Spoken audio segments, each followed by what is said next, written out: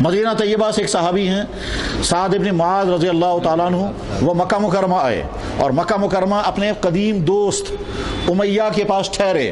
امیہ کافروں کے سرداروں میں سے ایک صاحب تھے۔ اس شخص نے حضرت سعد نے امیہ سے یہ کہا کہ میں خانہ کعبہ جا کر کے طواف کرنا چاہتا ہوں۔ امیہ نے کہا دن میں جانا ٹھیک نہیں رہے گا، اور اگر دن میں ہی جانا ہوگا تو ایسے وقت میں جائیں گے کہ وہاں لوگ نہیں ہونے چاہیے، کیونکہ لوگ جب آپ کو دیکھیں گے تو مشتعل ہو جائیں گے، تو مدینے والے ہو اور مدینے والوں کے خلاف یہاں سخت ترین نفرت ہے، اس لیے ایسے وقت میں جائیں گے جب وہاں کوئی نہیں ہوگا۔ حضرت سعد نے امیہ سے کہا ٹھیک ہے ایسے ہی کسی وقت میں جائیں گے۔ چنانچہ ان کے اپنے خیال کے مطابق دوپہر کا وقت تھا کہ وہاں کعبے میں شاید کوئی نہیں ہوگا۔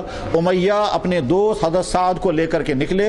حضرت سعد ایمان والے ہیں، امیہ کافر ہے، پہلے سے ان کی دوستی چلی آ رہی تھی۔ حضرت سعد رضی اللہ عنہ مدینہ طیبہ سے مکہ آئے ہیں اور امیہ کے ہاں ٹھہرے ہیں پرانی دوستی کی بنا پر، اس لیے امیہ اب ان کو لے کر کے جا رہے تھے خانہ کعبہ طواف کرانے۔ اندازہ یہ تھا کہ ان کو کوئی آدمی راستے میں نہیں ملے گا، لیکن اتفاق کی بات کہ راستے میں ابو جہل مل گیا۔ ابو جہل نے امیہ سے کہا یہ کون صاحب ہے؟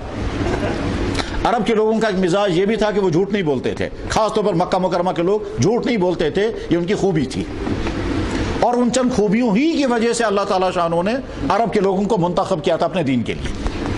ورنہ ایک سوال ابھرتا ہے یہ، اور یہ علمی سوال ہے کہ اس وقت ساری دنیا کی قوموں میں گمراہیاں تھیں، ہر جگہ خرابیاں تھیں اور ہر طبقے کے اندر خرابیاں تھیں، تو جہاں دین بھیجنا ہے گویا خراب ماحول کے لیے بھیجنا ہے، تو اللہ تعالیٰ شانہ کسی بھی قوم کو منتخب کر سکتے تھے، اور قومیں بہت ساری آباد تھی۔ عراق میں قومیں آباد تھی، شام میں قومیں آباد تھی، چائنا میں قومیں آباد تھی، خود ہندوستان میں یہاں قومیں آباد تھی، اور ہر جگہ خرابیاں تھیں، تو کسی بھی قوم کو اللہ تعالیٰ شانہ منتخب کر سکتے تھے اپنے اس دین کے لیے۔ اور جس جگہ کو منتخب کیا جاتا وہاں گویا وہاں بنجر زمین تھی، وہاں بگڑے ہوئے انسان تھے، وہیں کوئی انسان پیدا ہوتا نبی بن کر، تو اللہ نے عرب کے لوگوں کو کیوں منتخب کیا؟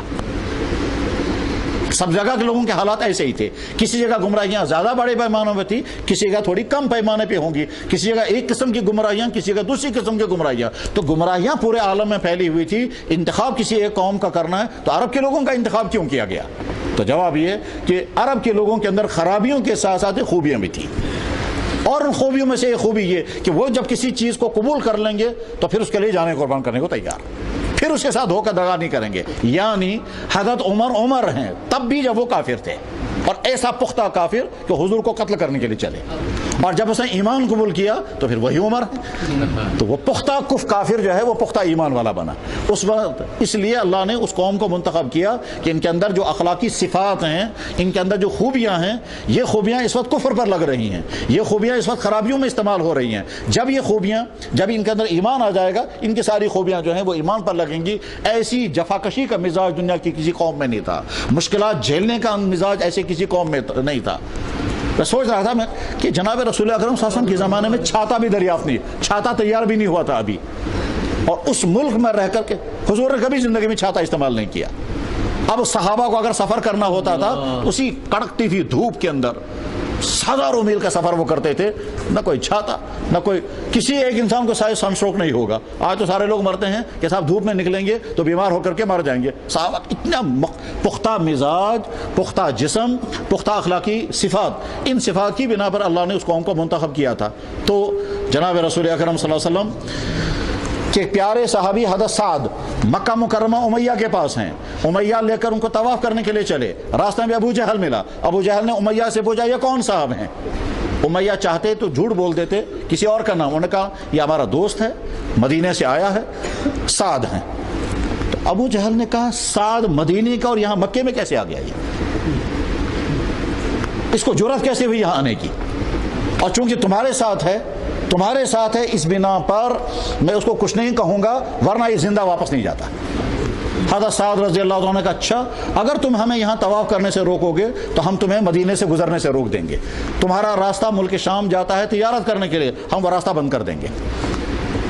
جب حضرت سعد رضی اللہ عنہ نے ابو جہل سے کہا کہ اگر تم نے مجھے یہاں طواف کرنے سے روکا تو آگے ہم تمہاری شاہراہیں بند کر دیں گے اور تم ملک شام نہیں جا سکو گے تجارت کرنے کے لیے، یہ بات حضرت سعد رضی اللہ عنہ نے تھوڑے غصے کے ساتھ کہی، تو امیہ نے حضرت سعد سے کہا کہ آپ ایک بڑے سردار سے بات کر رہے ہیں، ذرا نرمی سے بات کریں، سید اہل ہذا الوادی، اس پورے خطے کا یہ سردار ہے، یہ ذرا ادب سے بات کریں اس کے ساتھ۔ یہ امیہ نے حضرت سعد سے کہا۔ حضرت سعد رضی اللہ تعالیٰ نے جواب میں حضرت امیہ سے کہا کہ سردار وردار رہنے تو تم اپنی فکر کرو پہلے. اس نے کہا مجھے کیا فکر ہے؟ کہا تمہارے بارے میں اللہ کے نبی نے فرمایا تو قتل ہو جائے گا. اس نے کہا میرے بارے میں؟ انہوں نے کہا جی تمہارے بارے میں حضور نے فرمایا تم قتل ہو جاؤ گے. اس نے کہا کہاں قتل ہو جاؤں گا؟ اس نے کہا وہ نہیں مجھے معلوم، بلکہ اللہ کے نبی نے فرمایا تو قتل ہو جائے گا.